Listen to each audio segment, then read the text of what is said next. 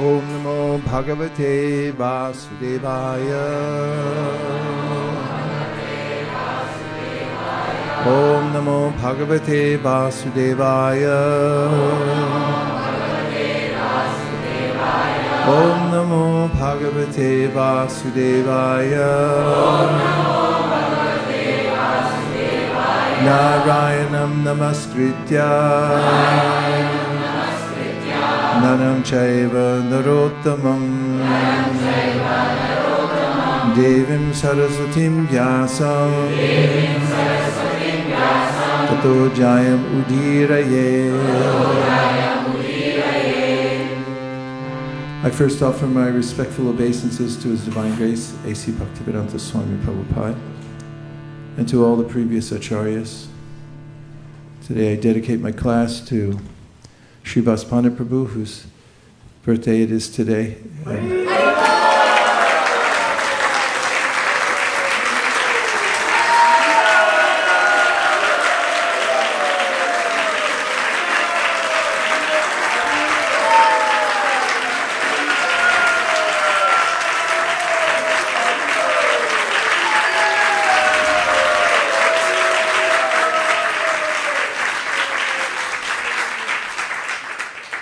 Thank you for keeping the transcendental vibration going. So many decades teaching the Bhakti Shastri, Bhakti Vaibhav, and Bhakti Vedanta. And soon to come, Bhakti Sarva-bhūtānāṁ. We'll have to insist upon it. And working together with Malini, Gitavali, worshiping your deities, making your home a center for Sankirtan. And you've been a pillar, your whole family, combinedly, one pillar, in educating devotees and educating the world with that knowledge. Imagine what's come out of your household, especially Gitavali. Amazing.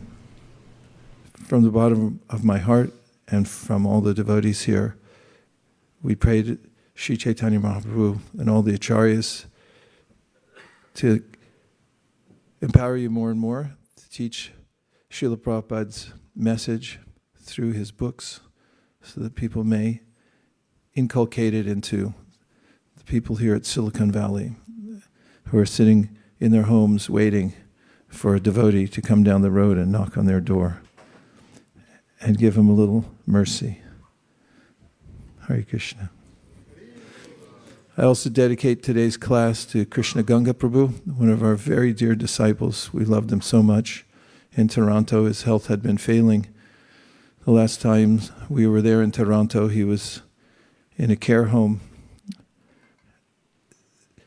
Every time we met him, we realized how potent the Sankirtan movement is. He had become such a sincere and dedicated devotee, doing whatever was needed. He loved Sankirtan, and he had no connection with Vedic culture at all. But he was taken in by the love of Sri Chaitanya Mahaprabhu and his devotees, and we really miss him. So to you, Krishna Ganga Prabhu, safe passage to your next station of service. May we meet again soon, because we love you so much and it hurts our heart to be in separation. Hare Krishna. And today, for Srimad Bhagavatam class, I'm going to read a thesis that I put together, albeit quickly, although I must say I've thought about it a few times, but I just wrote it down as a very rough draft, and then proceed after the thesis to discuss the possible ways of fleshing out this thesis in the 7th, 8th, 9th, 10th, 11th, and 12th cantos. Is that correct? Yes. It happens that as a requirement for my Bhaktivedanta degree, I have to write a paper, I think 10,000, 15,000 words. And I've been thinking about this concept for a while and would like to bring it out in the 7th through 12th cantos. And so, Tejas, you ready? All the pundits here, we can discuss and come with some ideas. After I finish this, I'll give somebody else my computer, as long as you know how to work a Mac. And maybe you can type in a few things. Okay.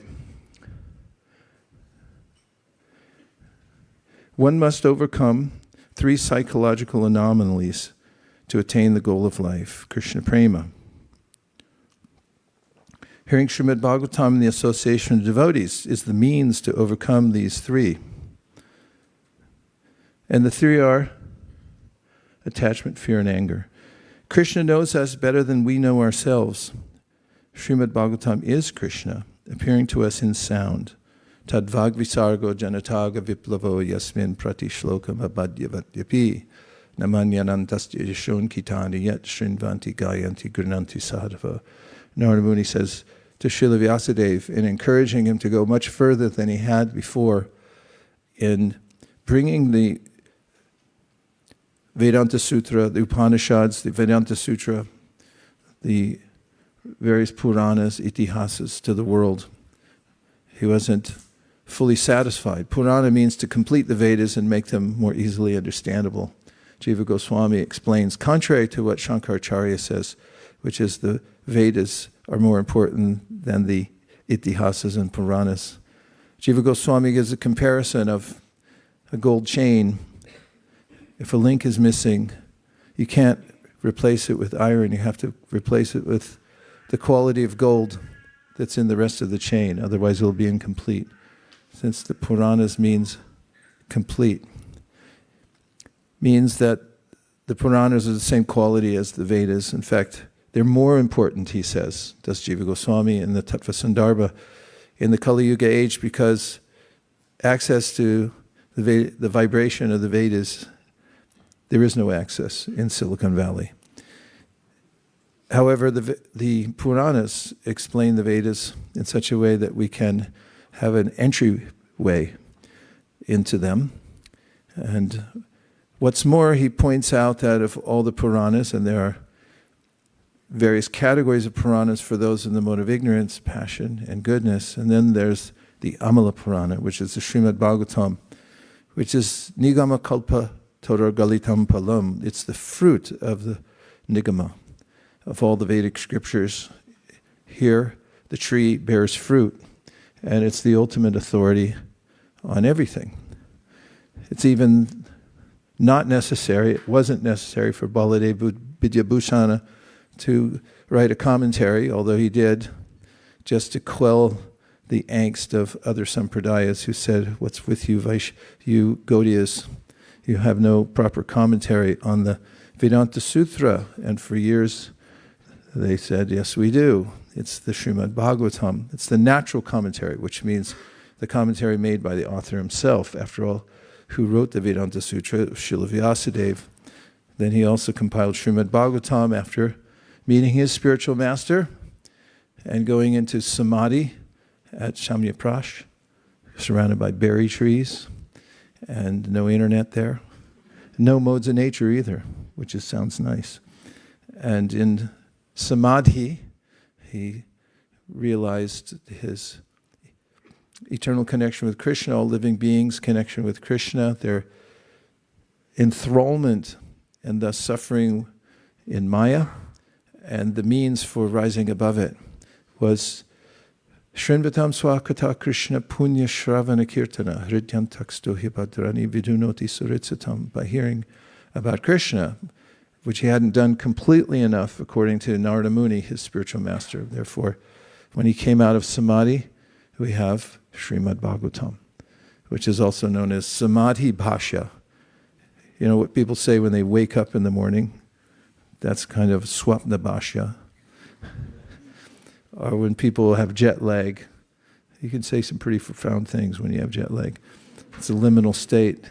But Samadhi Bhashya means when you have complete absorption in Krishna and you've seen him directly. And that's what Srila Vyasadeva gave us in the Srimad Bhagavatam, the pastimes of Krishna, in Vrindavan, Dwarka, in Mathura and Dwarka, and so much more. And so we have the process of hearing to overcome the anomalies. So these anomalies, I haven't finished reading the thesis yet, I'll get to it, are there in the Bhagavad Gita. In summary form, raga, bhaya, krodha. Raga means an irrational attachment to matter. It doesn't make a bit of sense. In fact, a material desire by definition, we find in the 7th canto of the Srimad Bhagavatam, in the story of Hiranyakashipu, is a desire that cannot be fulfilled. Krishna alludes to it in the Bhagavad Gita also when he says, Yehi samsparshaja bhoga dukkayona evate adyantavanta konteya nateshu namate buddha. People who have become spiritually intelligent understand that it's irrational to try to enjoy matter, and it's frustrating because it has a beginning and an end, and we don't. And we don't like that a bit, do we? Right.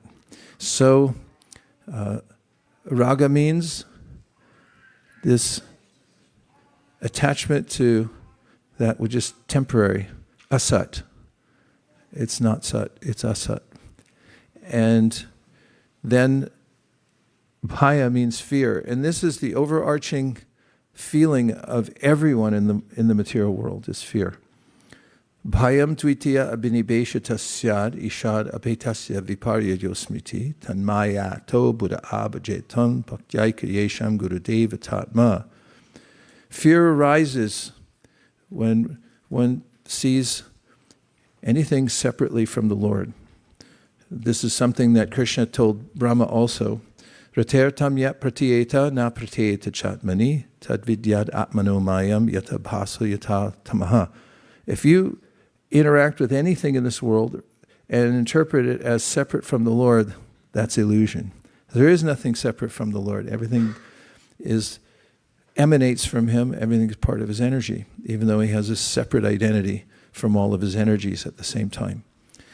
But in that absorption in an illusory world, which is the reflection of reality, one is bewildered by the Lord's potency for illusion called Maya. Tan Maya, to Buddha Abhajet Ton. But when one becomes intelligent, then he or she engages in the process of devotional service, which is enacted in 9 processes. Shravanam, Kirtanam, Vishnu Smaranam, Pada Sevanam, Archanam, Vandanam, Dasyam, Sakyam, Atma Nivedanam, Iti Pumsarpita Vishnu, Bhaktish Navalakshana, Kriyata Bhagavatyada, Tanmayam, Ditamutamam. The Prahlad Maharaj says, one who has decided to surrender to Krishna through these 9 methods is the most intelligent person because they've come to complete knowledge.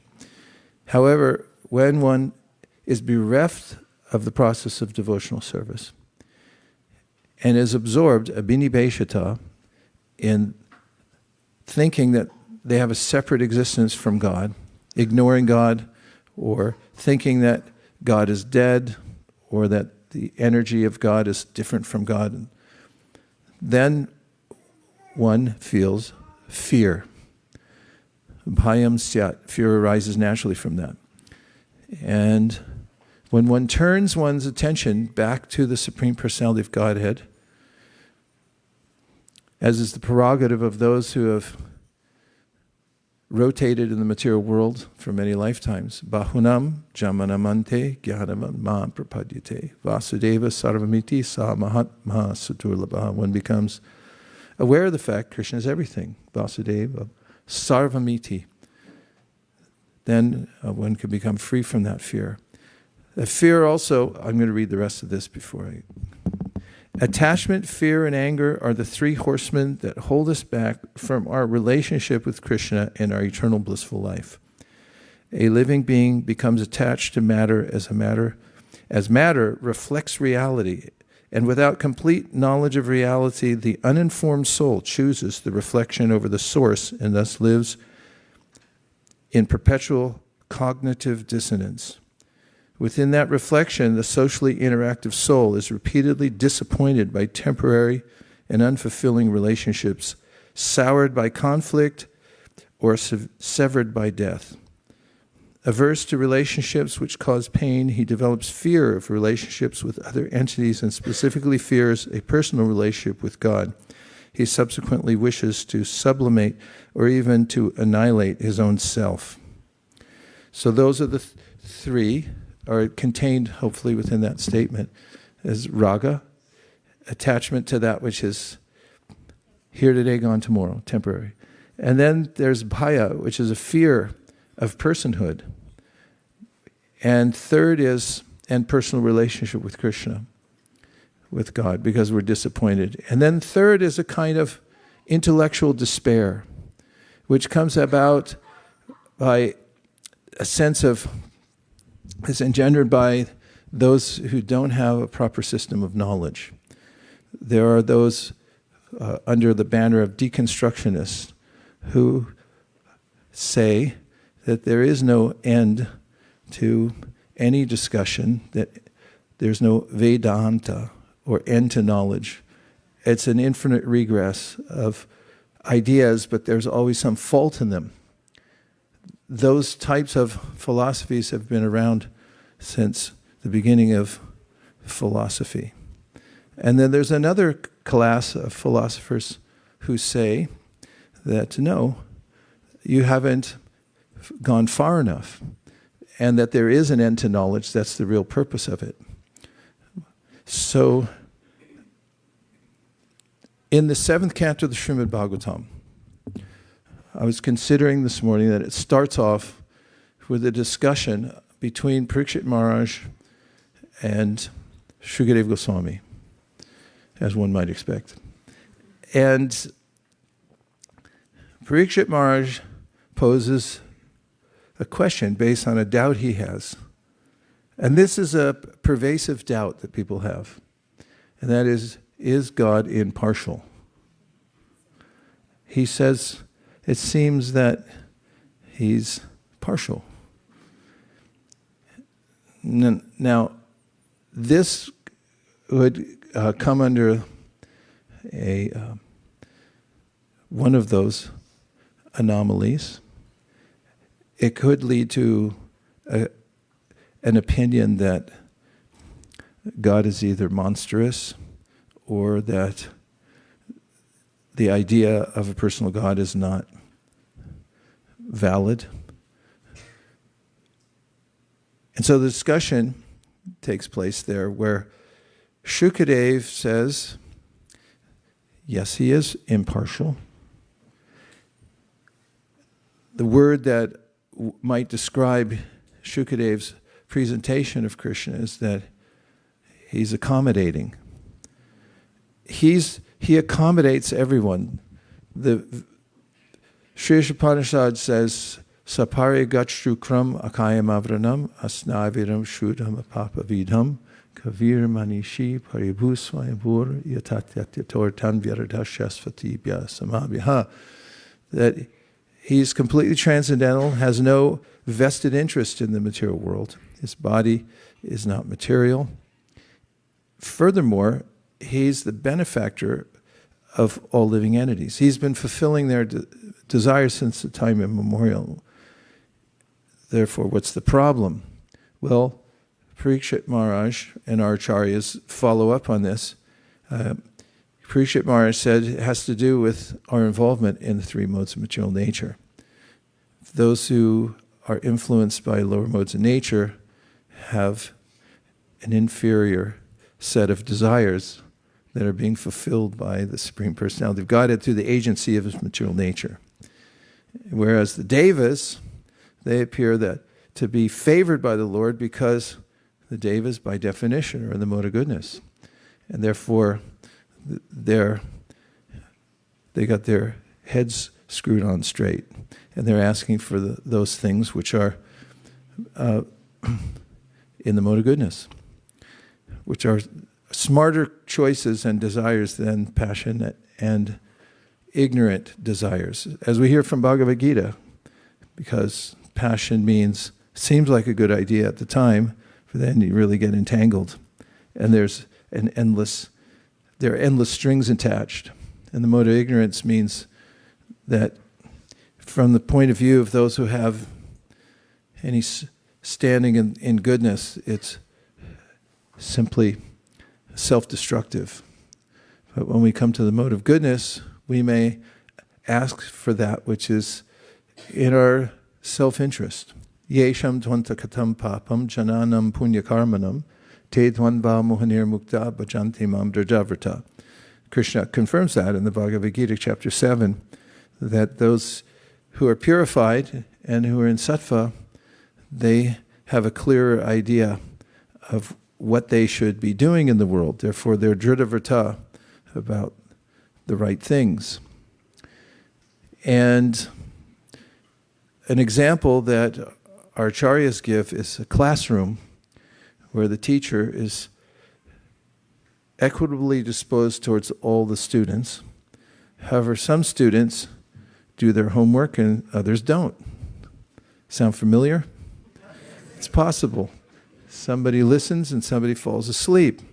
So they compare that to Krishna as equitable, but some people are asleep, other people don't do their homework, therefore they have no intelligent questions to ask. And there are those who are fully attentive and able to take advantage of Krishna. And therefore, we find the image of Krishna, or the character of Krishna, to be that he's equitably disposed towards everyone. And he mentions that in the Gita also, that samoham sarva-bhūteshu nami dvesho stina priya ye bhajanti tumam bhaktya mai te teshu chapyaham, that I'm equal to everybody. And then he says, but if one picks up the mood of the devotees and begins to worship me in bhakti, the word bhakti comes from bhaj, then that person becomes intimately connected with me through that process. And I'm in him and he's in me, and we are all together. Sorry, it's from another song. So, the seventh canto, in this vein, gives us a different view of the Lord from the perspective of Shukadeva Goswami. And then, of course, the seventh canto traces back, or as Bhagavad Ashraya would say, sheets back to the third canto of the Srimad Bhagavatam, or fourth, when we have the Kumaras come in contact with Lord Narayan and Vaikuntha. And although they are not attached to the material world at all, quite noticeably so, by the association of Lord Narayan, by being in proximity to him, they become devotees. They're enlightened. We also find the birth of Hiranyakashipu, which of course is connected to the seventh canto, and Hiranyaka, that when Krishna kills the demon Hiranyaka, he attains liberation. And similarly, Hiranyakashipu gets benefit. This is one of the points made in the Srimad Bhagavatam, that Krishna is all good. He is equitably disposed to everybody, and he also does good even when he's killing. So, my thesis is that Krishna gives these three, psychological anomalies in the Bhagavad Gita and says, Vita, you have to overcome them. And that by hearing Srimad Bhagavatam, we can very specifically overcome these three anomalies by understanding how irrational it is to pursue material desires. And there's a replacement for that, which is the variety of the spiritual world and spiritual desire. And then the personhood of Krishna is presented throughout the Srimad Bhagavatam, and we become acquainted with his not just equitable, but also very sweet nature, so that we can overcome the fear of a relationship with him. And thirdly, the Srimad Bhagavatam, which I haven't spoken much about, krodha, or intellectual despair, means that one becomes confused about the process of knowledge or philosophy itself, thinking that there's no end to it. But the Srimad Bhagavatam walks us step by step through the various aspects of God. For instance, Vadanti tat tattvavidas tattvam yajñānamad vayam brahmeti paramatmeti bhagavanti dishabdyate. Says he's one, but he has variety. And what's more, we can come to a siddhanta, or a clear understanding of who Krishna is and who we are in relationship with Krishna. And that begins our eternal relationship with Krishna in the spiritual world. And thus we can overcome krodha, or the frustration of competing philosophies, or intellectual despair, which means that I think that there's no end to knowledge because everyone's saying something here seemingly different. Where does it all end? So that ends in the Srimad Bhagavatam. So those are a few thoughts that I thought I'd put before you. I'd like to say we're extremely happy to be back. We don't know how we got waylaid for so long in coming back here. Seems to be somehow Krishna's arrangement.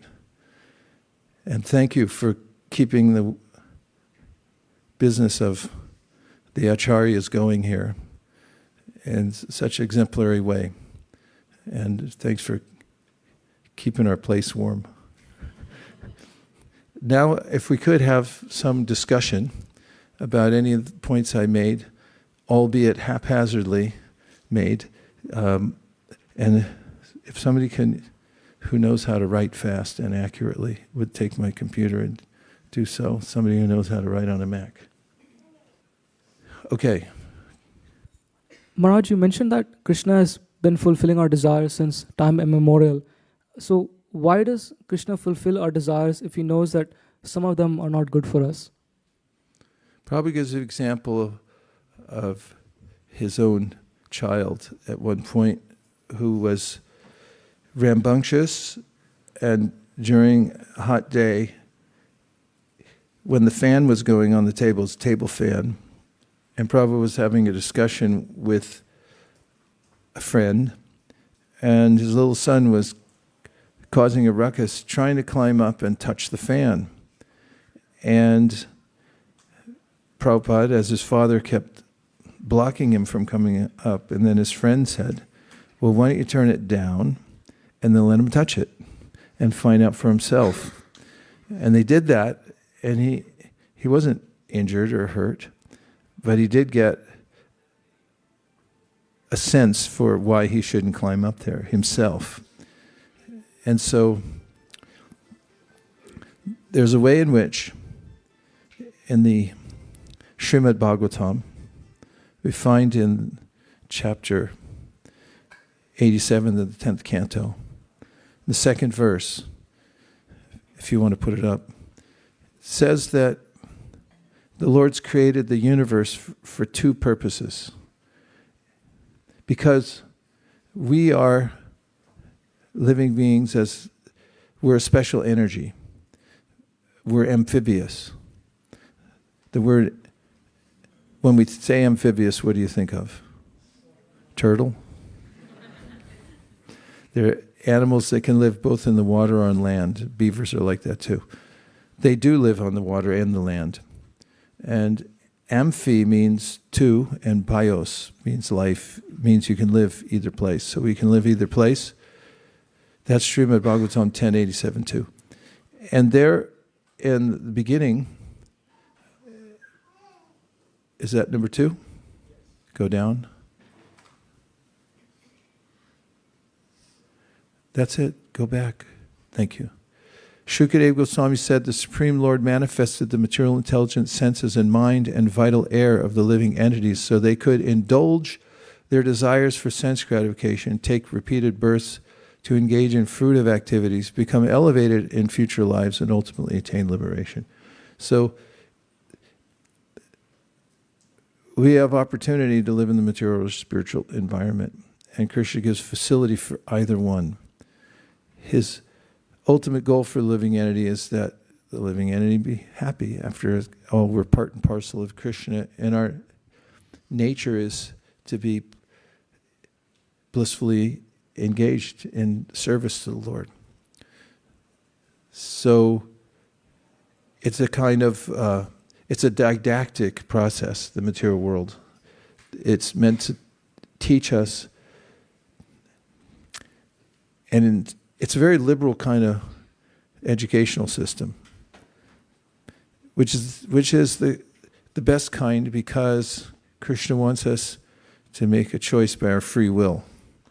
Realize that we have free will and not retreat from it, because that's another tendency. I think I talked about it before we left. There's a book called Escape from Freedom, which makes a compelling argument for the fact that people in general are afraid of freedom. And once they get it, they have this sense of insecurity, so then they gravitate towards authoritarianism and other ways in which they can give up their free choice. They choose to give up their free will. And so there's that environment in the material world. Krishna gives the opportunity for us to come to knowledge. He provides all knowledge from within the heart and externally through Vyasadeva and so forth. But he wants us to make our own choice. When I go out to distribute books, I always find it intriguing how free will works. And I'm more interested in presenting Krishna consciousness to people, especially if you have an object for them to take and decide upon, a book, by their own free will.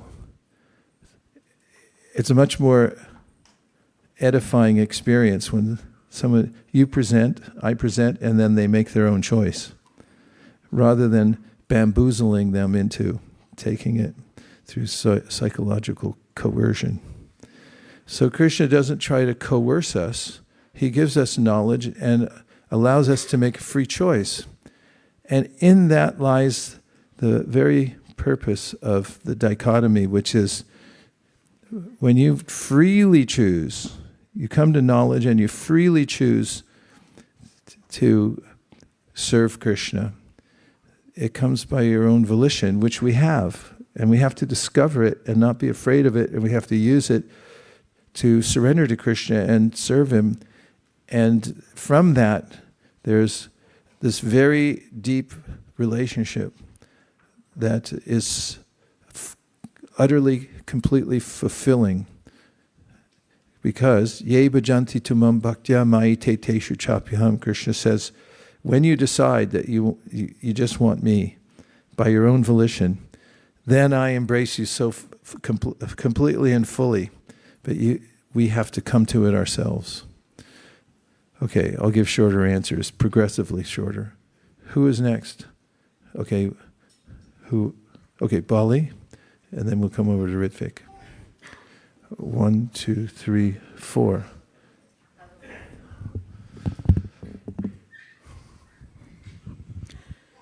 Hare Krishna, first of all, welcome back after 7 weeks. Thank you very much.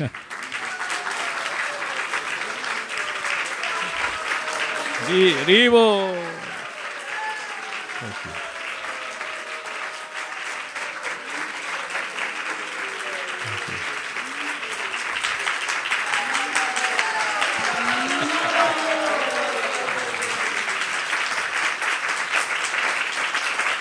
Hare Krishna. Thank you. Don't give us too much because we're leaving again in a few. Go ahead. And also I'd like to congratulate that your Bhakti Vedanta thesis is coming off so nicely.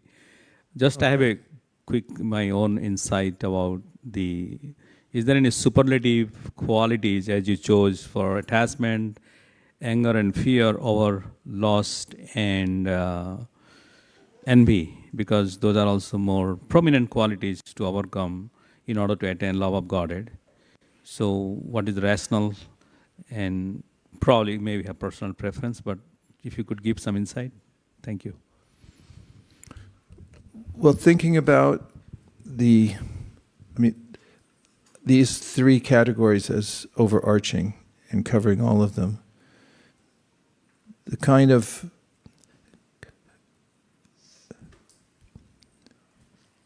anomalies that you mentioned, the kam, krodh, lobh, mada, moha, matsarya. 6, right? Mada, moha, matsarya. This kam is material desire, which is, by definition, I said before, I like saying it again because it really gives us perspective in one little sutra, which is a desire we can't fulfill.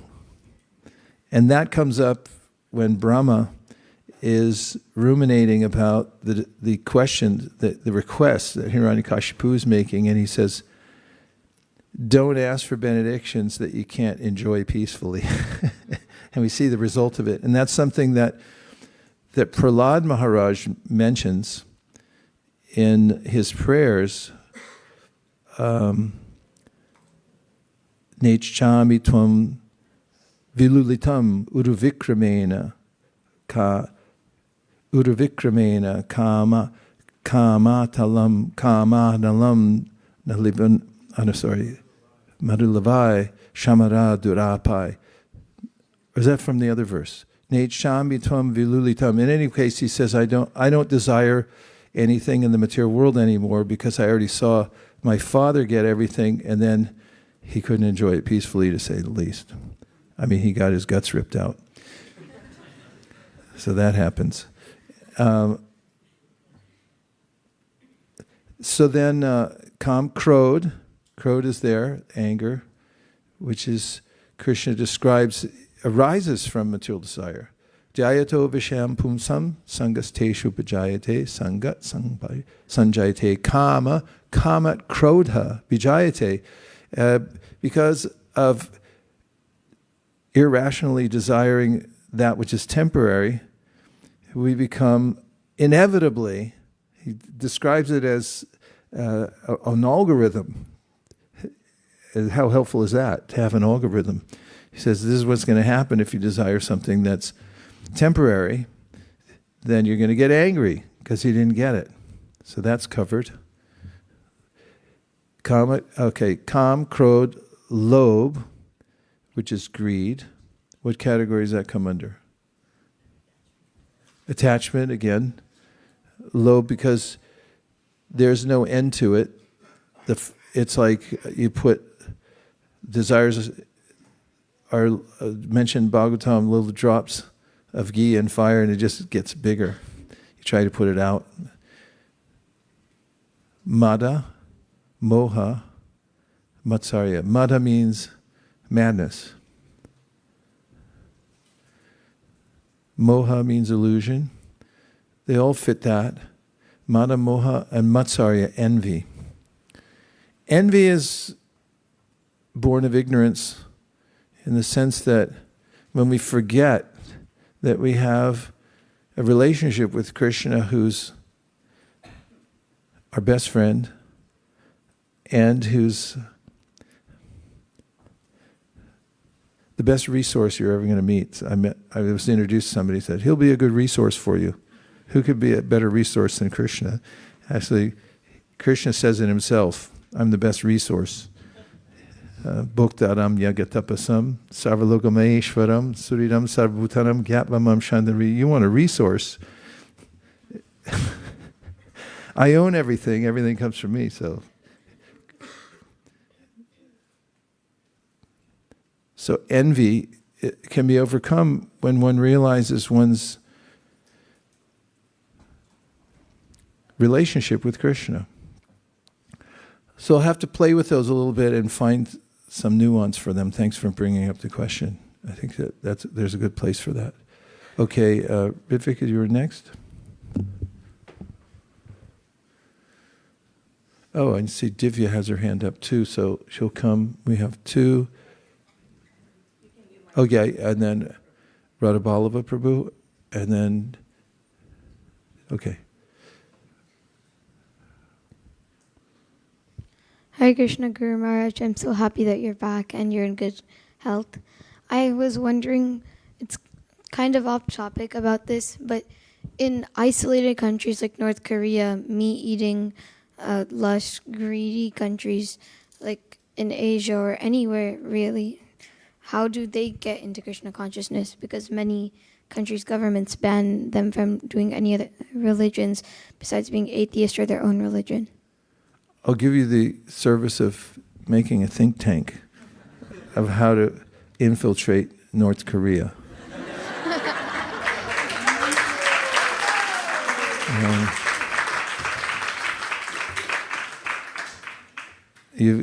You can hear from Devamrita Swami how when there was an Iron Curtain with Eastern Europe and due to the despotism there was, and communist rule, there was no scope for preaching there. At times, devotees found the schedule of boats that would go under bridges. They would bring packets of books, and they would drop them from the bridge so they'd land on the boat going in there.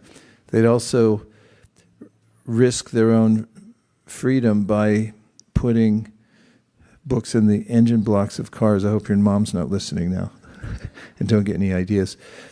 No, do get ideas. But they innovated to infiltrate those areas with transcendental knowledge. And I've heard of some attempts, although it weren't from devotees, there are people who are outsiders that are making these, what do you call it? You plug into your computer, it's got a little USB, but it's a, yeah, pen drive. A pen drive, they're making pen drives and smuggling those in different places.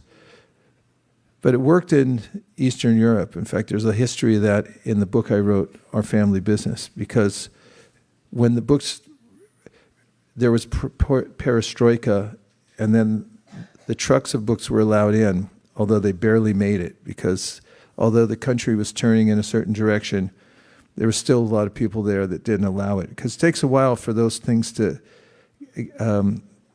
saturate the minds and hearts of the people in charge.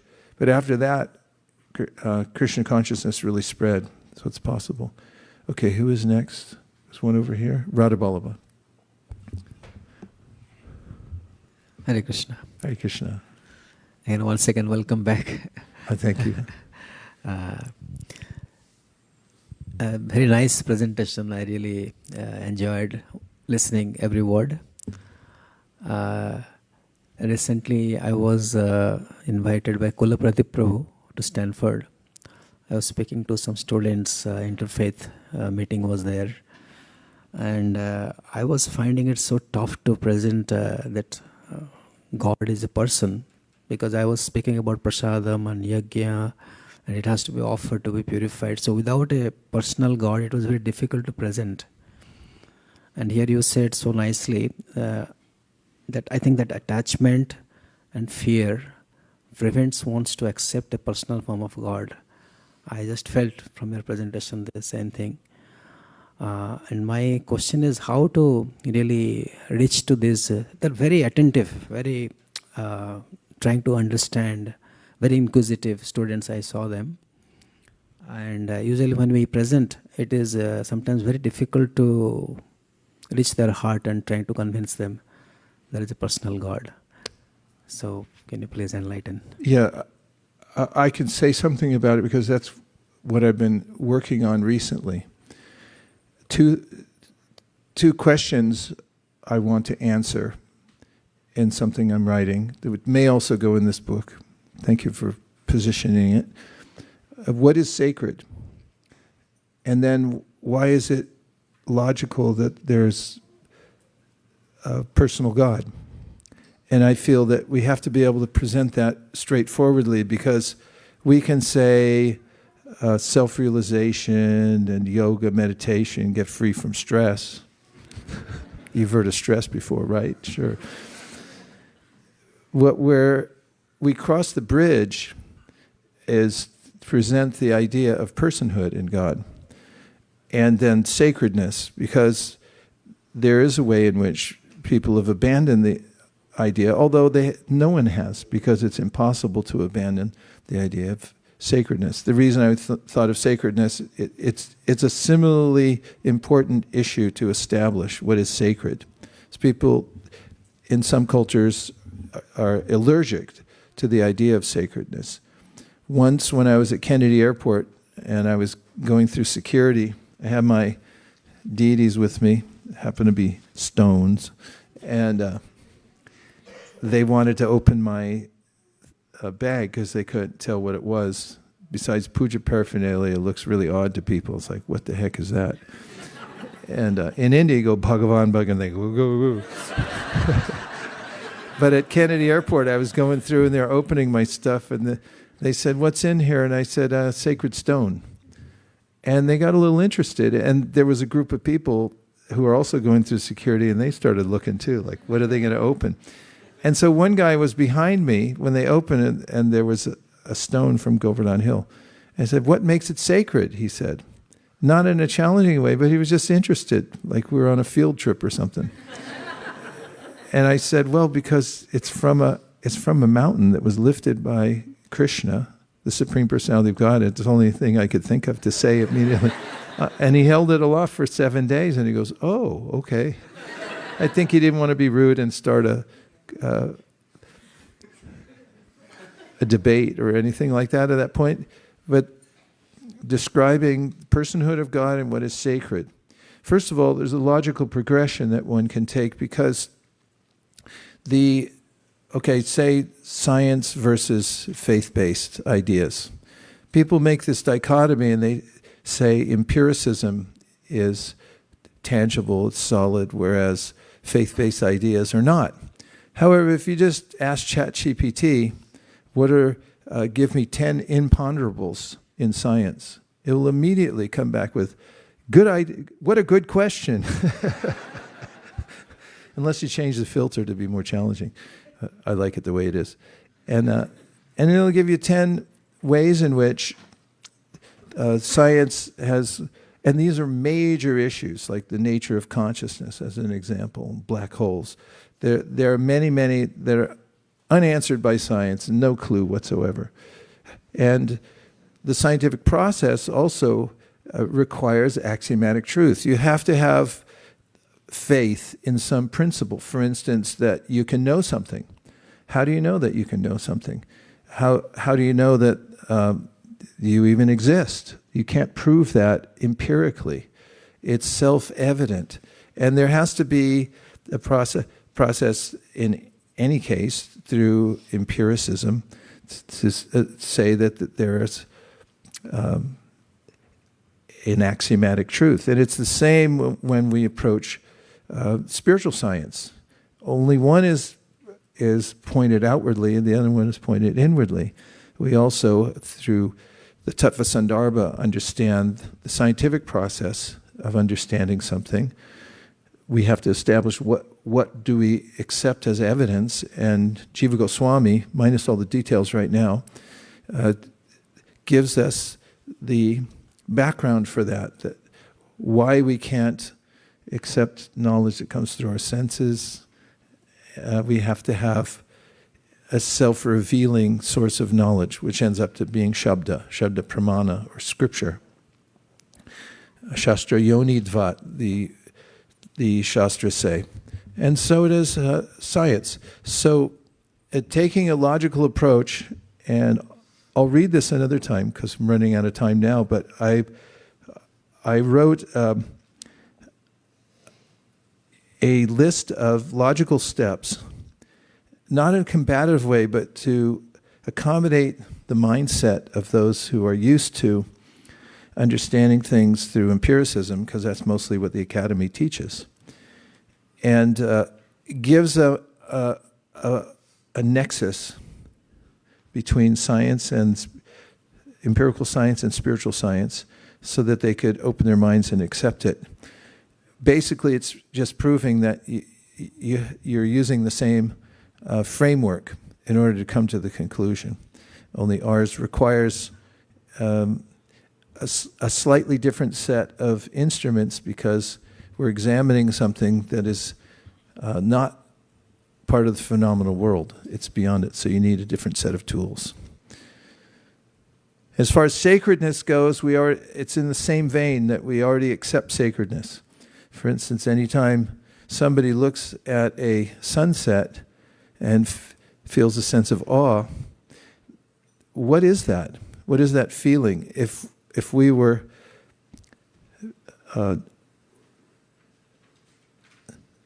merely material beings, we wouldn't have a sense for awe when we see aesthetic beauty, nor would we appreciate justice. These are metaphysical. They're beyond the calculation of empiricism. And so, John Muir, that you guys call something else like Muri, it's John Muir. You know him, right? From Muir Woods? What do you call it? Muir Woods? He was a conservationist, and he saved that, made it a national park. Not a national park, he made it I forget what it's called, it's even better. But in any case, in his writings, he talks about Yosemite in a way that it's a cathedral, and so forth. And so Radhika Raman Prabhu, in one of his last lectures he gave here, he talked about coming to the point of understanding where the divine is. You could say, well, it's in nature. Nature's always been there. It's the ultimate. But it makes much more sense, he presented logically, to step beyond that, which you're already accepting sacredness. You're already accepting some sense of personality, but take it to the next level, which is Bhagavan, which is what Jiva Goswami does. And another point I made, or I'm trying to make, is about when we feel gratitude. It has to trace back to a personality. There has to be personhood in order for there to be gratitude. Because gratitude depends on the person's benevolent intent. If a box of papayas falls off a truck and you just pick it up and they drive off and they didn't see it, you can feel happy, you got some mangoes, but you can't feel gratitude because they didn't intend to do it. If they pulled over and said, "Are you hungry?"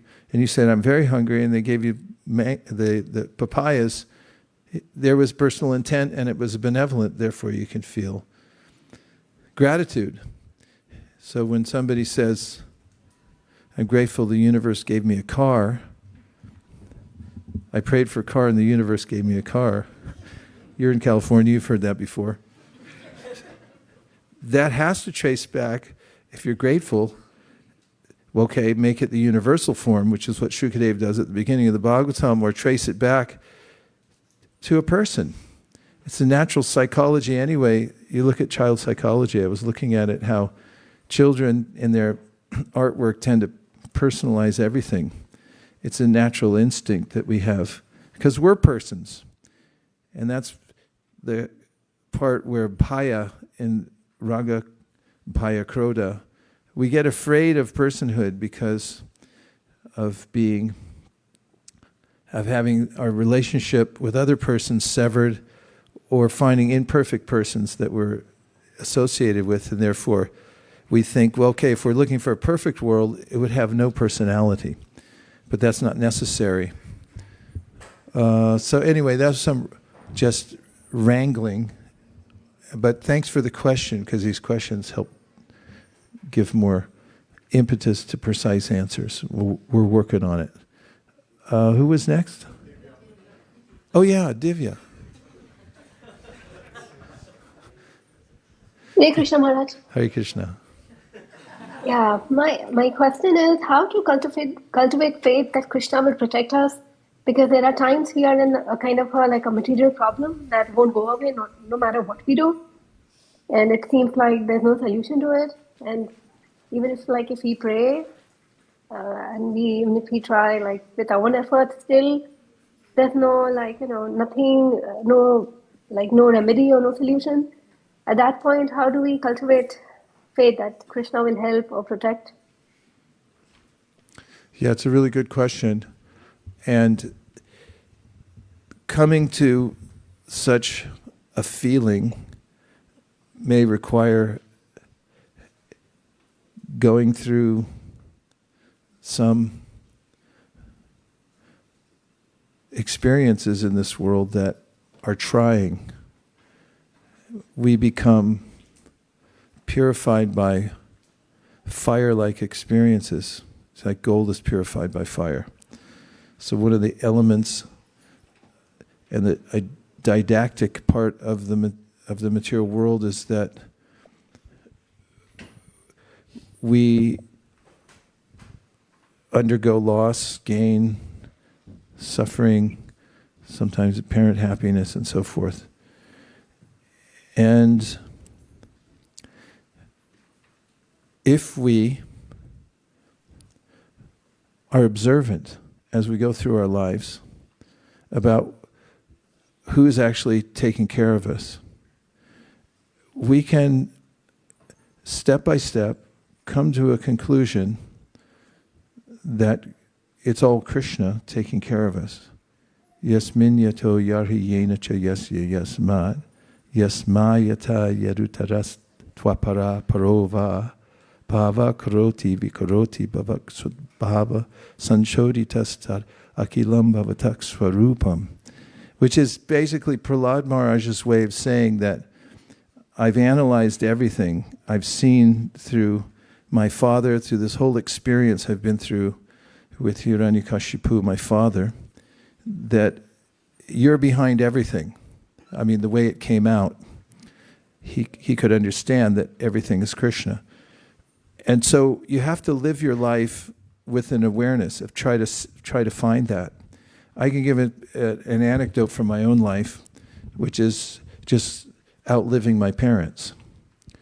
It's a visceral experience having losing parents. Even people who have bad relationships with their family members or parents, if one of them passes, it's a very trying time because they're really tied into our identity in this world. And they raise us in a certain context, and that was because of momentum from a previous life. They were custom fit into a particular family. So it's really part of our identity. And so losing a parent is very difficult. However, because of my context of Krishna consciousness, although I found it emotionally traumatizing in a way. In fact, when my mother died, first my father died, then my mother, I remember taking a walk around the neighborhood, and already some news had spread that my mother had passed. So somebody was driving by as I was going for a walk, and they rolled down their window and they asked me how I was.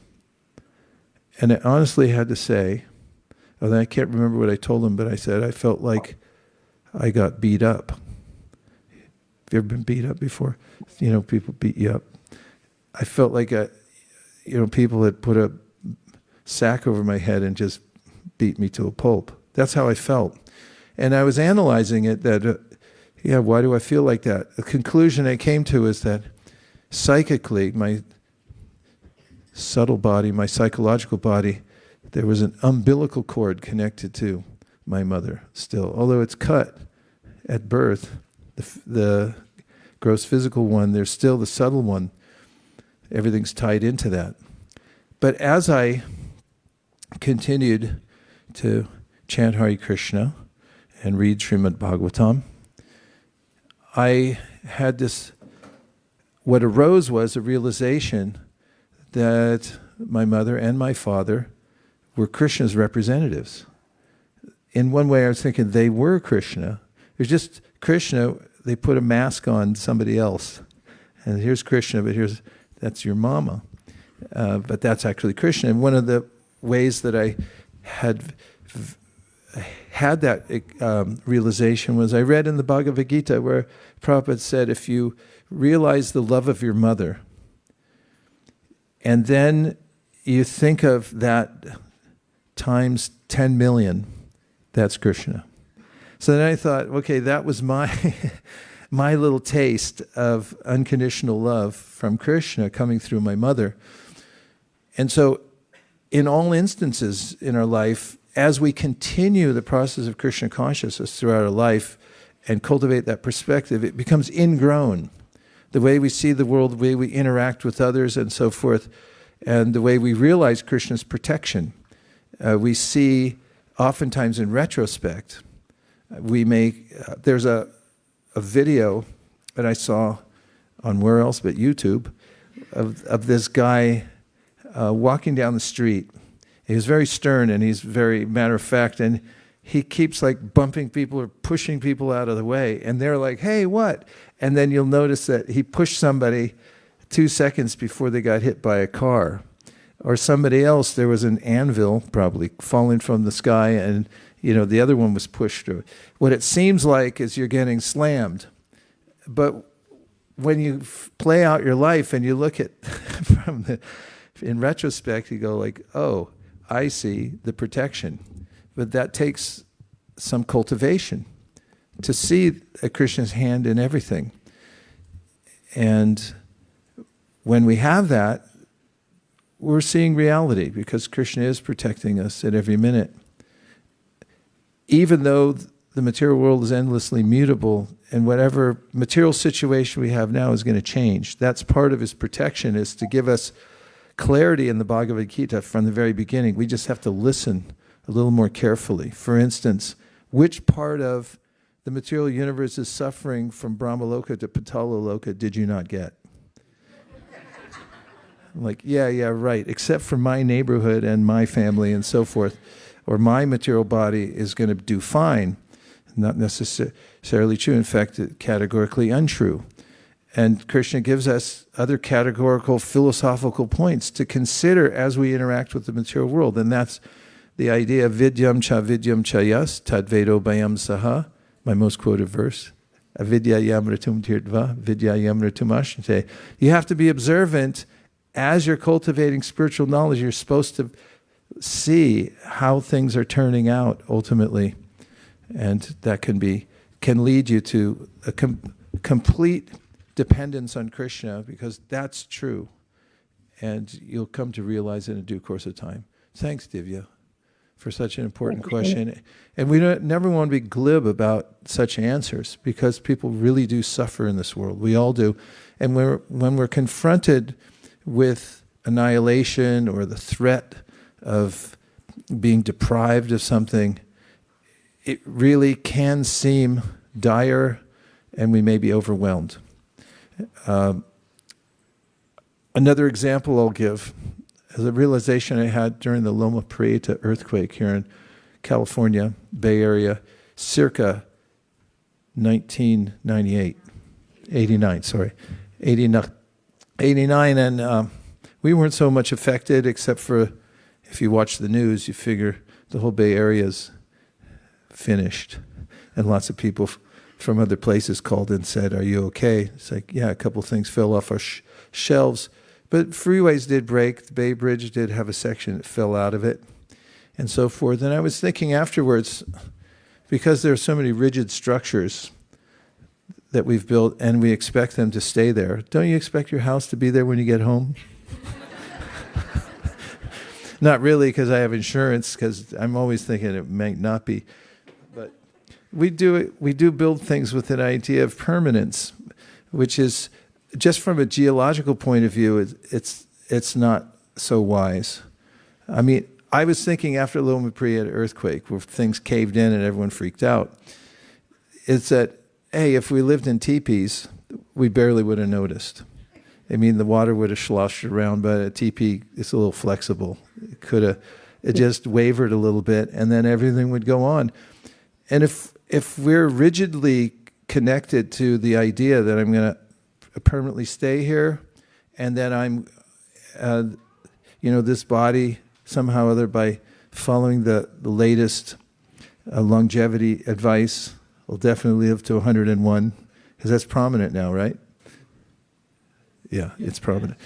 I'll be caught by surprise. So Krishna gives us the Gita as a memo, so we're not caught by surprise. It's like, don't invest everything in the material world. Jesus said it too. Don't build your foundation on sand. This is a sand foundation you have. It's not going to hold. Doesn't mean you become neurotic or antisocial. It just means you build that awareness into your consciousness as you go through life. And that, okay, yeah, we'll leave it that. And there was one or two more. We started with you. Is there anybody else? I just want to make sure. Yes, you did raise your hand. And you're waiting also. Okay. And then we'll go to Kartik. I just thought this would be a good worksheet to do, the experiment, like from the raga, why the attachment is it helping me to remember Krishna or forget Krishna? And then I was thinking that in the fear, it's like, where did I learn to mistrust? And then where did I learn to not surrender? And where did I lose? And why am I having a hard time surrendering to fear than surrendering to the divine shelter? And I was thinking also in the terms of the so we had a raga, krodha. Krodha, I mean, am I just asking those questions or introspecting to serve my senses or to serve the higher senses? So I was just thinking this could be just a good worksheet for the own Definitely. And I wrote in that book, The 4 Questions, the question, what's the lesson?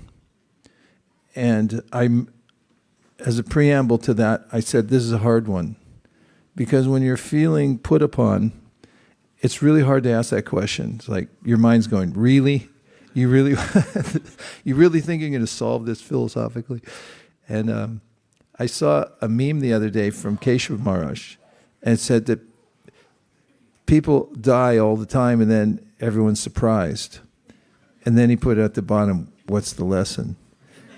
And it really made me think the rest of the day, like, what are we doing here?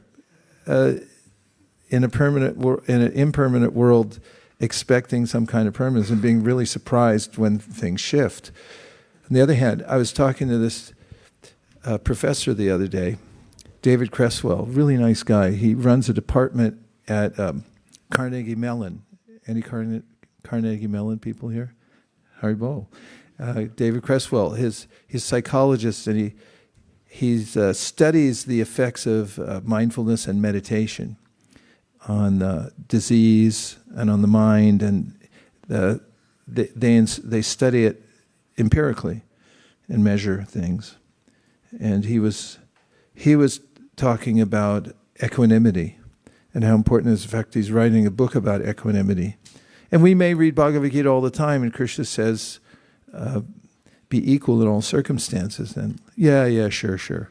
And we still become, but he really wants us to practice that, to come into that equitable mind. Not equitable, to be equipoised. That'll work, thank you. Okay? Awarimashitaka? Finished. Oh, Kartik, sorry, yes. Hare Krishna, Hare Guru Krishna. Deva. Welcome home. Thank you. In alignment with the absolutely wonderful answer that was inspired by Divya Mataji's question, and then as well as inspired by your thesis. I know I'm friends with plenty of people from before my life in Krishna consciousness who only take a break from their atheism in order to blame God for their suffering. And if the cure for that level of attachment to that suffering is to read Srimad Bhagavatam with devotees, or to understand the weight and knowledge that God is a person, those are really difficult things to convince these friends to do, but how do I help them? Well, one thing is compassion. Even, let's speak of those who are trending towards atheism, which is irrational. I mean, it's illogical, I'll say, because if you say there's no God, then you must be God yourself. Because how would you know that unless you're omniscient? So it's self-defeating argument. In any case, even as devotees, we feel this pressure, and we have to be very compassionate. So this is what Krishna says in the Gita: Atmapam yena sarvatra samam pashityu Arjuna sukham va yarivadukam so yogi paramomata. Krishna says, amongst the yogis, the best one is the one that has compassion, empathy for the suffering of everybody. He's sukham va yarivadukam, because yogi's been around and he knows that yes, the philosophy is there, but we're so intricately connected with the material world that it hurts.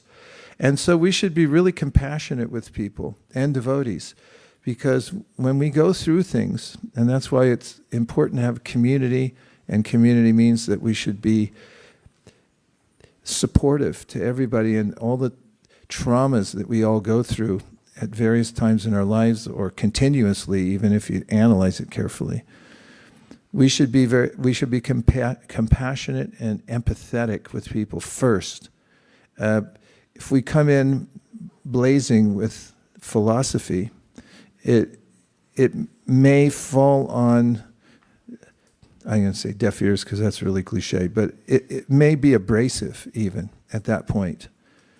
I've given this example before, but I love it, so I'm going to give it again. My godbrother Mahamuni had flu circa 1979, and he was in the brahmacharya ashram with a high fever, and therefore, that hurts.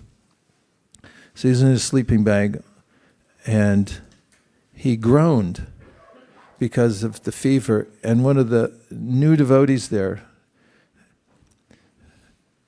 bright-eyed and bushy-tailed, with no fever, brushing his teeth over there at the sink, he turned around and thought he was being helpful by saying, "Prabhu, you're not your body." And Mahamuni, with all the strength he could muster, got up on one elbow and he looked out from his sleeping bag and said, "Prabhu, you're not my body either."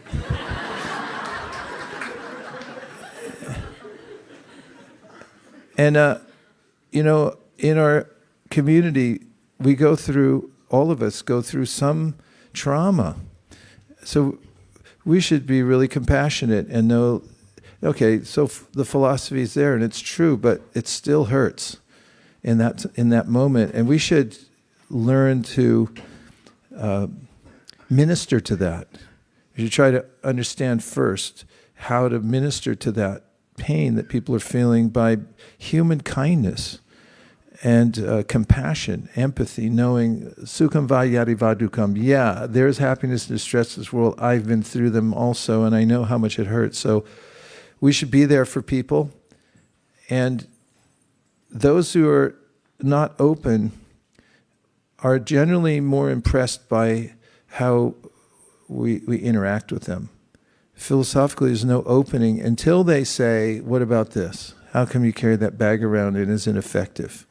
And even then, you should be really careful, because when people say they're open, then they're just a little bit open. Don't go overboard. Give them less rather than more until they open up more. And so first thing, be compassionate, tend to their psychic wounds, so to speak, and be there for them. And at the right time, even for the devotees, the revelation will be forthcoming. So that's what I recommend. Om Tat Sat. Dear Srila Prabhupada, we're done, right? Okay. Next we have the youth presentation, followed by a grain ceremony. Oh, it's tomorrow. Okay. False advertising. Huh? Yeah, no grains. Sorry. Dear Srila Prabhupada, dear Shri Chaitanya Mahaprabhu, Shri Shri Panchatattva, Shri Shri Radha Madan Mohan, Shri Shri Lakshmi Shringadev, if you so desire, please give us empathetic hearts, even as we propound the philosophy of Krishna consciousness. Please let us give solace to all, knowing that we're in the same boat of happiness and distress. And keep in mind that Krishna is all merciful for those, for all living beings, and especially for those who take shelter of him. Thank you for considering our request. Om Tat Sat. Everyone agrees with this prayer in whole or in part. Please unmute and say Hare Krishna.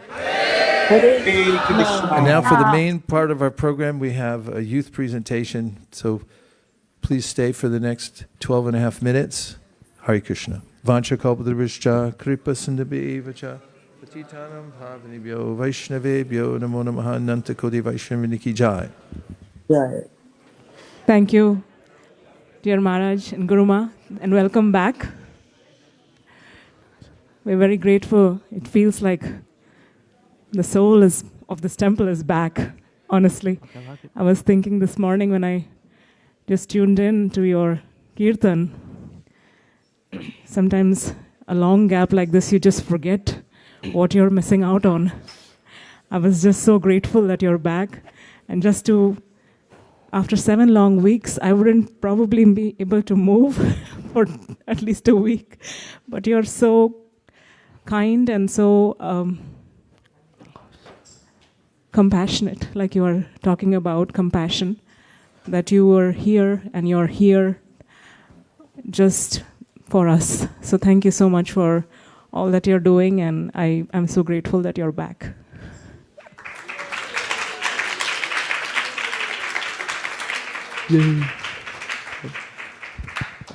So today's youth presentation will be by Madhav Shravan.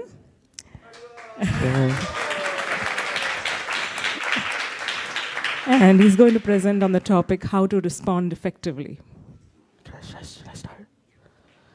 Hare Krishna, dear devotees. My name is Madhav Shravan from the Kaishora class, taught by Her Grace Rasheshwari Leela Mataji. And today I will be presenting Gauranga Darshan Prabhu's book, Bhagavad Viveka, Chapter 1, How to Respond Effectively. Life's unpredictable moments. Life is mixed with the unpredictable and the predictable. These moments are to test our maturity and self-control, and some of these moments allow for reflection. Others demand instant action. An example of this would be the story of Dhruva Maharaj. So when Dhruva Maharaj tried to sit on his father's lap, Suruchi, seeing this, angrily scolded him and told that he was not worthy of sitting on his father's lap, and that he should go to the forest and worship Lord Krishna to get the boon to be in her womb, so he can sit on his father's lap. And Dhruva went crying to his mother, Suniti, and Suniti, instead of speaking ill of Suruchi and rebuking her, she instead spoke the truth of Suruchi's words, saying that Suruchi was right, that you should go to the forest and worship Lord Krishna. And that's what Dhruva did. In this story, there are multiple examples of poor and wise responses. Poor responses are impulsive reactions driven by pride, envy, ego, or immaturity that cause harm and regret. Suruchi is one example of this. Her response was driven by her pride of being the favored wife of her husband, and she didn't want Dhruva, who was the son of the unfavored wife, to sit on his father's lap. And these lead to these irreversible effects that cannot be fully undone, and it can have a lasting impact on a person's personality, and it can cause stuff like depression. Suniti's was an example of a wise response, which are reflective action driven by maturity, restraint, and devotion that enable measured responses that can transform others in crises. These can lead to positive changes in one's character, which empower those around you and transform them for the better, which Suniti did in turning from like a sad boy to more an ambitious one, and that led him to be a great devotee. Responding on the spur of the moment. Responding on the spur of the moment is an important aspect of responding effectively, because responding on the spur of the moment is something that happens a lot in your life. Like if you're like in a conversation, someone asks you a question that you don't really know, you can't just spend like 5 minutes to think about it. You have to immediately answer. And they're based on how you respond is based on your maturity level and your where you are in your moral and spiritual development. Job interviews are one such example of where you need to respond effectively and good, otherwise you're going to get rejected. Because you have to respond immediately, and there's no second chance after the job interview to correct or redo your responses. Either you get in the job or you're rejected. Examples of these: a bad example of responding on the spur of the moment is when Parikshit Maharaj angrily wrapped a dead snake around Samik Rishi's neck when he did not respond after Parikshit Maharaj asked for some water after like an intense hunt, and he got paid the price for it. A good example would be when Vasudeva instantly negotiated with Kamsa, saving Devaki's life and showing timely wisdom after the voice from the sky told that the 8th son of Devaki would kill him. And yeah, he saved his wife's life and ultimately Krishna's, I guess. And another good example is when Uttara sought Krishna's shelter to say when Ashwatthama shot a deadly Brahmastra weapon aiming to kill baby Parikshit inside her womb. And she used her devotion as a refuge for her baby son, and that saved Parikshit's life. Here's a shloka that would relate to this. Bandhur atma-atmanastasya yenatmevatmanajitaha anatmanastu shatrutve vartetatmeva shatruvat. For who has conquered the mind is the best of friends, and for one who has failed to do so, his mind will remain the greatest enemy. So like if you conquered your mind, the mind is your best friend, and your best friend would always want to wish you well, and your mind being your best friend would give you a good response that would not hurt people. But if you have failed to conquer your mind will remain the greatest enemy, and your greatest enemy will want to make your life miserable. And if your greatest enemy is your mind, then like it'll give you a bad response and hurt whoever you're talking to.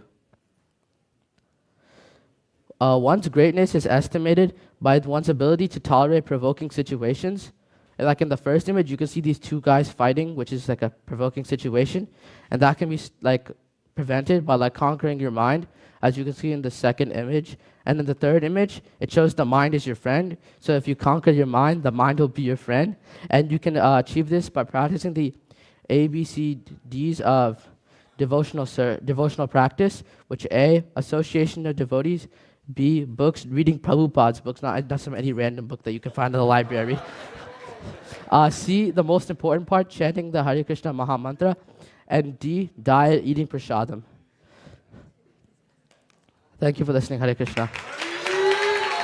Thank you. Thank you.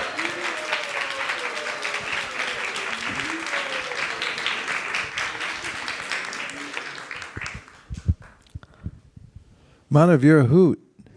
Huh? What? H-O-O-T, it's good. Very conversational, because you've assimilated this, I could tell. So it was easy to listen to. Really appreciated the points. Thank you. But I mean, the points were there, but you delivered them nicely. There was humor that sort of naturally came, it was spontaneous, no canned humor. And I liked it a lot. Thank you. Any room for improvement? Well, I probably could have made it longer. No, it was just right, because you packed everything into it. The only thing I thought of is, because it's a stellar presentation, is eliminate the word like. Because I keep repeating it and it gets like redundant. It's a filler word, it's not necessary. So because your presentation's so good, the only thing I could think of to make it better was just watch out for that filler word. Does it, like when you're talking and like you're talking about Dhruva, and like you don't use it that frequently, but all you need to do is throw in a few of those, and it degrades the audience's opinion of you. But if you take them out and you be really conscious, then there's perfect, more perfect, and most perfect. So you can move up one level from that. Hare Krishna. Okay.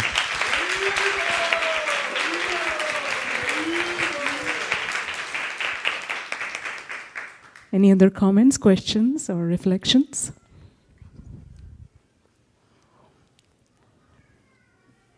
Yes, Prabhu. Oh. Hare Krishna, Prabhu. Thank you. It was a very nice presentation.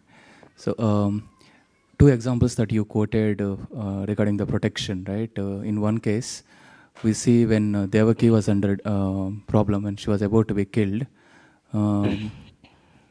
Vasudeva used his intelligence. And in case of Uttara, she used her devotion for saving instantly. So in those situations, how do you decide which one to use? Devotion versus wisdom, right? How do we decide? Can you speak some factors on that? Well, I mean, Kamsa is like a demon, so I don't think you can really use devotion against him because he probably wouldn't understand. So intelligence would be the better way there. Devotion in the sense, he would have prayed to the Lord for protection at that point of time, right? I mean, I guess. But like, I think Vasudeva I think he was panicking because no one's perfect. So he probably just used intelligence to it worked.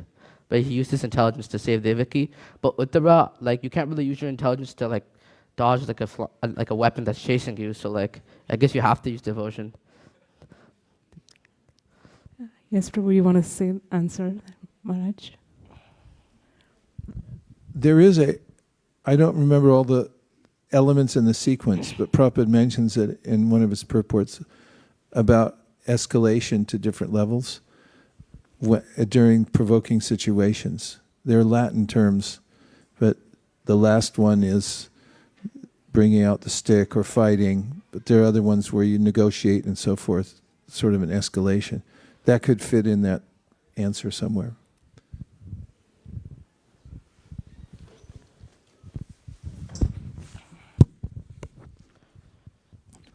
Hare Krishna, Madhav.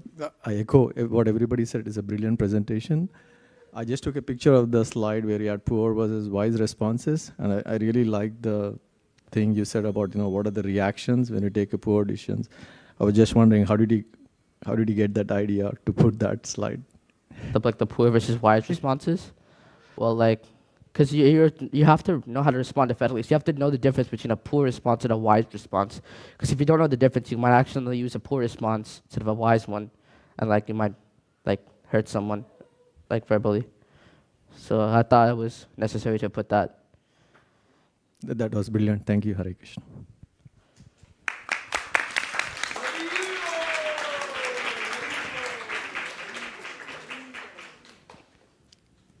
Any other questions, comments, or reflections? Okay, thank you so much. This is great, Madhav. And actually, this is Madhav's last year in Kaishora and probably his last presentation, at least for this series. So we're very grateful to you, Madhav, for growing into such a fantastic devotee. And we're looking forward to hearing more from you. And I'm sure there is a lot that we know about his family, Sundarila Mataji, Shikumar Prabhu, and Uddhav. They are always, Shikumar Prabhu is our intellectual devotee. He's a PhD, so he's very humble. I always see him washing pots in the kitchen. So that shows that they have the best. You have the best of both worlds, humility with devotion and wisdom. So thank you for following in their footsteps, and I pray that you are always successful in your devotional life. Thank you. Thank you.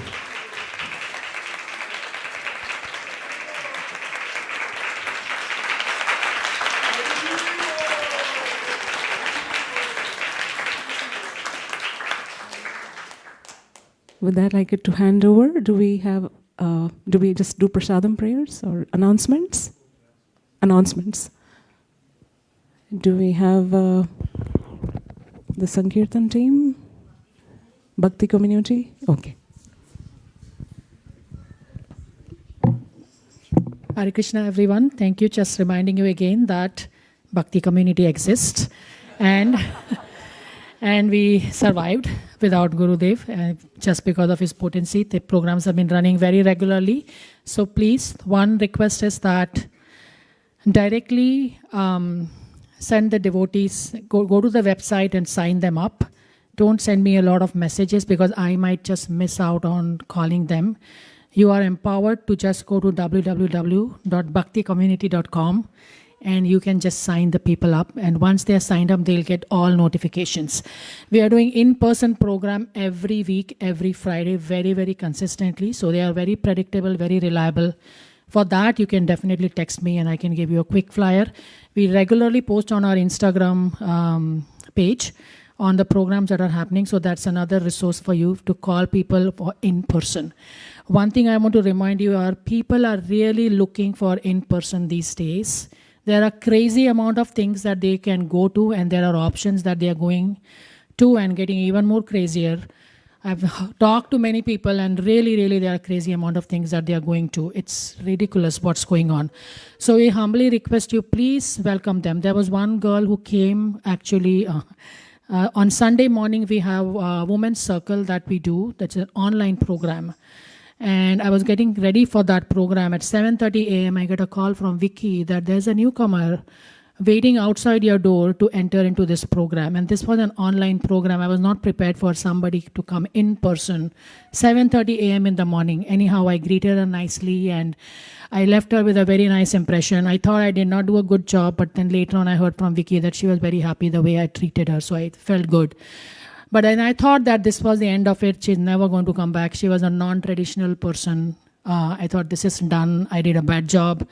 She's never going to come back. But actually she came back the following Friday because she was recommended by a newcomer who had came to our program and that this program is really good. Please join. So people are really looking for, don't give up on them. Just give them the information and then leave it to Krishna and them to decide what happens. So please, please, please seriously consider this.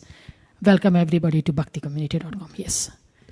And regarding the importance of this groundbreaking program, there are other programs that we're finding around the movement in our travels where people facilitate, as you're saying, non-traditionals and new people. However, they're not cohesively situated with the book distribution. There are many programs where they meet people and then they're on their own to try to find it. They don't have what you've created, which is an immediate connection from the time you meet somebody on the street or anywhere else and their ability to enter right in, facility to do that. So although there are other programs, this is unique. And you're setting a trend for the rest of the movement because we're missing a lot of people through that gap. They either get a book, they walk away, and then 5 years later they accidentally, serendipitously maybe find a place to join. But this idea that they immediately come in is something that you've worked hard at and it's working. So we should take advantage of that and try to be effective at bringing people in as much as possible at the very beginning before they fall through the gap. Thank you for all you're doing. Thank you. Excellent.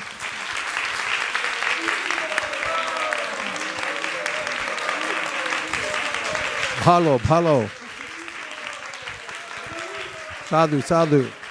Just one more, I want to just say that our top volunteer has been for many, many months, Vicky. So Vicky, thank you really for everything you do.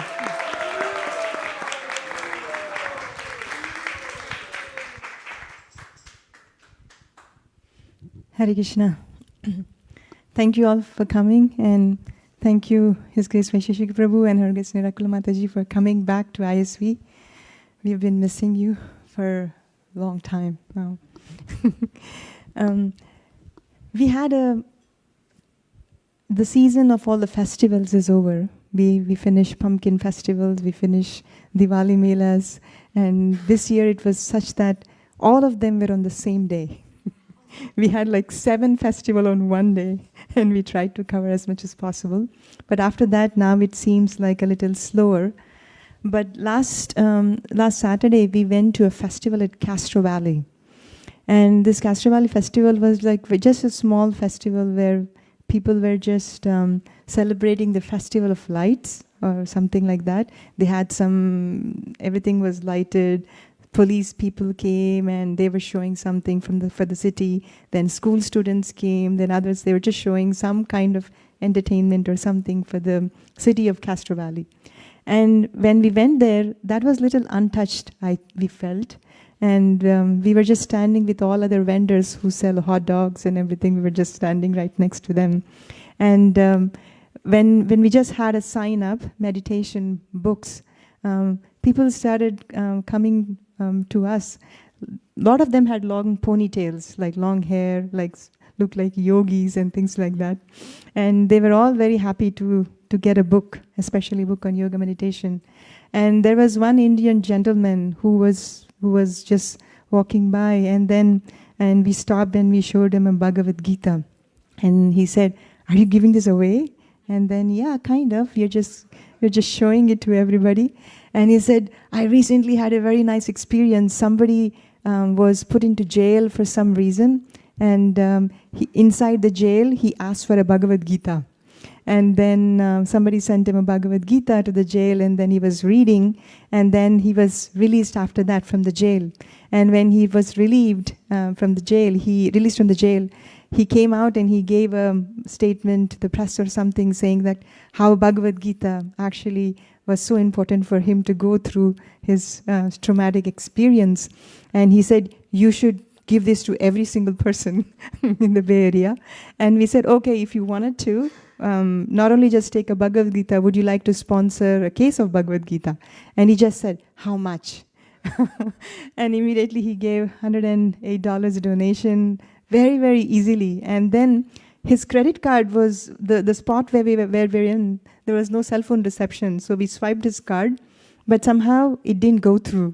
So then Haldar Rupa Prabhu ran behind him almost like a mile and asked him, can we swipe again? He was so sold out for Bhagavad Gita, he didn't even ask a question, "Oh, was it already charged?" He just said, "Okay, take it again."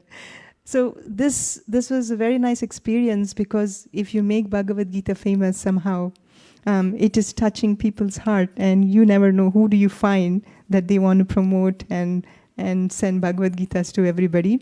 So we have been going to different festivals, and we're also planning a traveling Sankirtan party during Thanksgiving, and we're also planning for a huge traveling Sankirtan party during the December.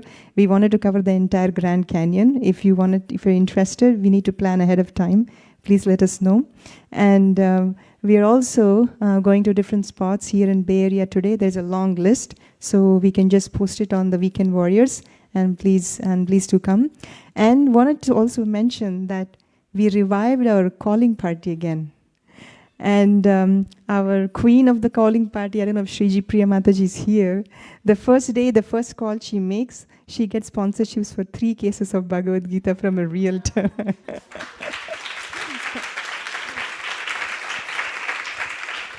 So it's really fun. That is Friday evenings, 4 p.m. to 5 p.m. only.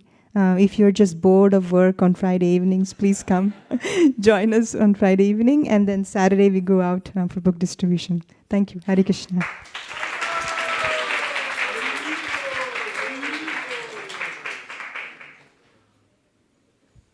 The worldwide goal this year is 4.7 million Bhagavad Gitas. We positioned it in such a way that we could probably break through that, because we want to establish 5 million worldwide as a baseline for the future. After Bhadra Purnima, distribution of Bhagavad Gita is easy and multiple cases. Make sure to ask everybody and present it, because it's the panacea for the world's problems. And most people know what Bhagavad Gita is. And we have a goal here at ISV that is, as usual, astronomical. So we're inching towards our goal, and it's very helpful if everyone takes some kind of a quota. When I was in London recently, we had a meeting, and during that meeting, people started spontaneously volunteering to do a certain number of Bhagavad Gitas. Actually, I went first, and I said I'll do 108 before we leave, which was 2 days. And then they granted me that I could pay for 108 Bhagavad Gitas and try to distribute them before I left. And as soon as I volunteered for that quota, everyone was thinking, like, how are we going to do it? But somehow or other it happened. And it didn't just happen. It happened by Krishna's arrangement, but it was an unusual groundswell towards taking those 108 Bhagavad Gitas. And people gave what turned out to be thousands of dollars just for those thousands of pounds for the 108. So my point is this, fortune favors the bold, and it makes life exciting to take some kind of quota, move the books into your car and your house, and everybody can do something, because we depend on a lot of devotees each doing a little bit, and we don't want to have anybody miss the same opportunity or that kind of feeling that you're involved in that spiritual current. So take a quota, something more than 0 and not less than 1. Hare Krishna. Prabhu, do you think it's a good idea we have a quota here too for everyone? 108 I'll take to start with.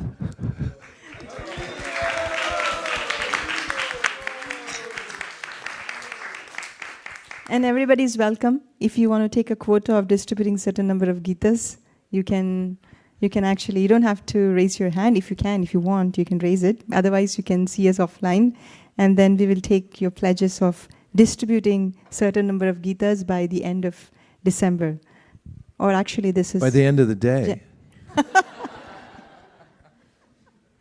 Yes, end of the day. Yes, thank you, Prabhu. Yeah, can I have my Gitas now? Yes, Prabhu. Okay, thank you.